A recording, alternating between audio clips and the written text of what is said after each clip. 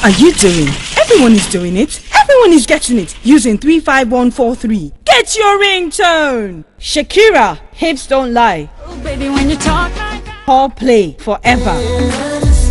Jeremiah Gang Nabaka.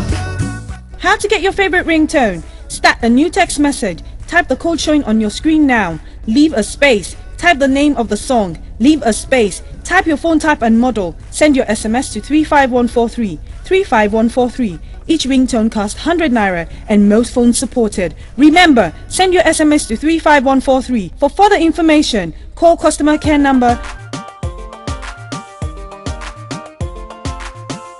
0805 6475 929 or 0806 0400 Powered by Cellulant. Life is mobile. Inú rèé o ẹ̀ka lágbẹ̀dẹ̀ tó kù iṣẹ́ ẹlẹ́gà tó rọnú iṣẹ́ ló ṣe o inú tí mo ṣẹ̀ṣẹ̀ gbà àfàtàbùtú èdè bàbá ọ̀rọ̀ nílé olówó wàhálà wá o inú what a story dẹ́mọ́láyé wà mo ṣẹ̀ṣẹ̀ gbà mo ráyè mo sá Fẹ́mi Adébáyọ̀ olè inú ìfẹ́ rèé owó rèé $1 million naira is the price the target is turning inú òṣèlú ń ṣíwájú ẹkún àbámọ̀ ló ń gbẹ̀yìn ọ̀rọ̀ inú òtítọ́ dọ́jà ó ti kùtà pátápátá inú lè yí ó yí jù the best of Láìdé Bákàrè ni pẹ̀lú Fẹ́mi Adébáyọ̀ Báyọ̀ Sàlámì Ọ̀gábélò Tóyìn Aṣẹ́wó Búkà Sọ́líù Títú Àrísùn produced by Oyèkúnlé Oyèdèjì inú lórí VHS àti VCD Olasco Films Nigeria Limited 129 Nnamdi Super Street Ìdúmọ̀tà telephone 08033077894 ló gbé jáde ẹ sì tún lè ríra lọ́dọ̀ Headmaster Films and Records telephone 08023734963 inú better than the rest ó ti jáde ẹ máa rà á o.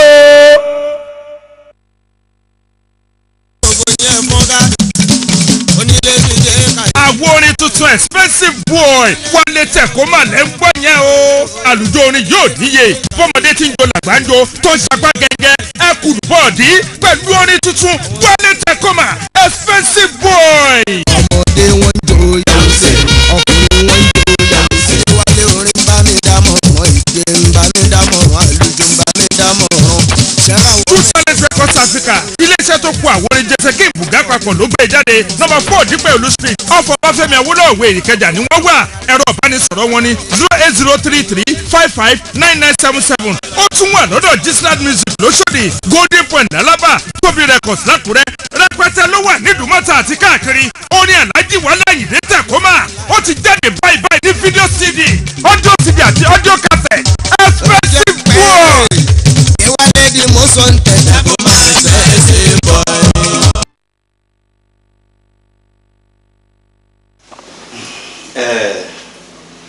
Ẹ kú jókòó. Yes sir. Ọlọ́run á dá yín lágbà. Àmín. Ẹ ní dàgbà àyà. Àmín. Ọlọ́run ò ní bà yín nú jẹ́. Àmín. Àdúrà wa ní gbogbo gbà ní wípé bàbá yín iwájú tó dojúkọ kọ́lọ́run kó má jẹ́ kó bàjẹ́. Àmín. Bẹ́ẹ̀ sì ni à ń gbàládùá gbogbo gbà wípé àwa tá a wà ńlẹ̀ náà ẹ̀yìn tó fi ilẹ̀ kọ́lọ́run má jẹ́ ó bàjẹ́. Kọ́láwọlé torí ti ẹni gbogbo á ṣe péjọ o gbogbo ẹbí lórí gbogbo wàhálà ẹ làálàá kòókòó jọjọ ẹ gbogbo àná láàrí gbogbo bó ṣe ń fà lọ́tún tó ń fà lósì gbogbo ẹ̀ ló hàn sí wa àwa ń wòye pé kí ni ọ̀nà àbáyọ tí nǹkan máa fi padà sí dáadáa fún ẹ gbogbo ẹbí wa panu pọ̀ wípé ilé kan ṣoṣo tí bàbá yín fi lẹ̀ kátà àìtí pé àwọn valuers wọ́n ti lọ wò wọ́n ní ó worth 10 million naira kódà wọ́n ti rí báyà fún. Fún kí nìyẹn kí ni díẹ̀. Bẹ́ẹ̀ ni ìdí ni wípé nígbà tó ń rí ṣe tí nǹkan bùyàrí fún ẹ ó fi mọ ẹbí ó fi mọ ará ó fi mọ ọkùnrin ó fi mọ obìnrin ó ò fojú pa ẹnikẹ́ni rẹ́ àwa náà wá gbọ́dọ̀ fojú pa ẹ rẹ́ a gbọ́dọ̀ máa wòran nígbà tí nǹkan sáfẹ́rẹ́ díẹ̀ fún ẹ yìí ni gbogbo wa ṣe panupọ̀ wípé kàkà lé yẹn ká kówó ẹ̀ fún ẹ kó lọ fi bẹ̀rẹ̀ business pẹ̀lú ìgbàgbọ́ wa wípé ò ní disappoint wa.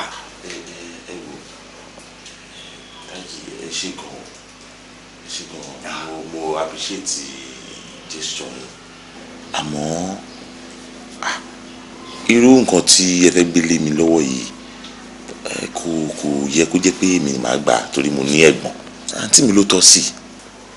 Kọ́lá fọkàn ẹ balẹ̀ èmi gangan ni mo mú àbá yẹn wá inú mi dẹ̀ dùn pé màámi àti ọ̀nkú wọ́n gbà sí mi lẹ́nu ṣó ti bọ́ àròlé lọ́lọ́run fi ẹ́ ṣe nínú fámìlì yìí ò ní dèrò ẹ̀yìn ò dẹ̀ ní ṣàṣetì ṣó ti bọ́ fọkàn ẹ balẹ̀.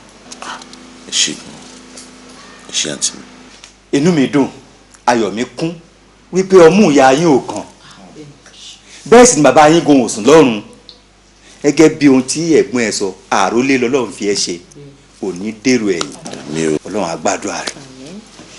bàbá ọkọ mi ẹ ṣé àdúpẹ́ ẹ ṣé o ẹ pẹ́ fún wa o a máa rí yín bá o àdúpẹ́ yín bá yà o.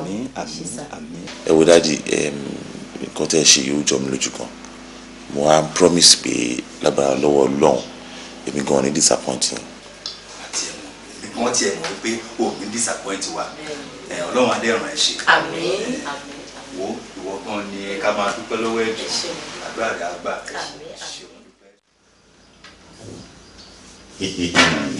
10 million naira. owó dé. 10 million. they will finalize máa ná fún ẹ.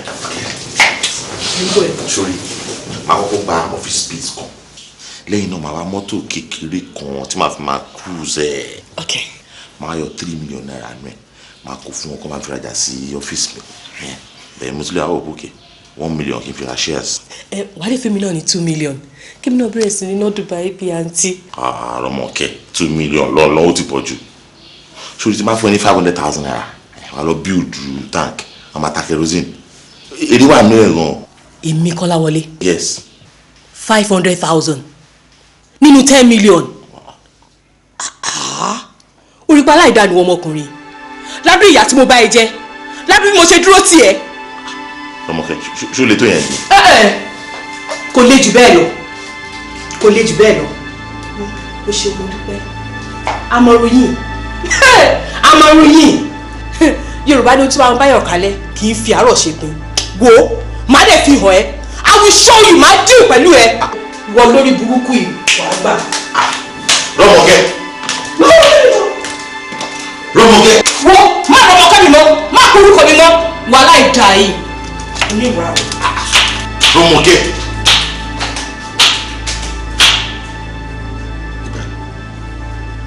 o bá tẹ̀ fi dúró ká gbówó inú.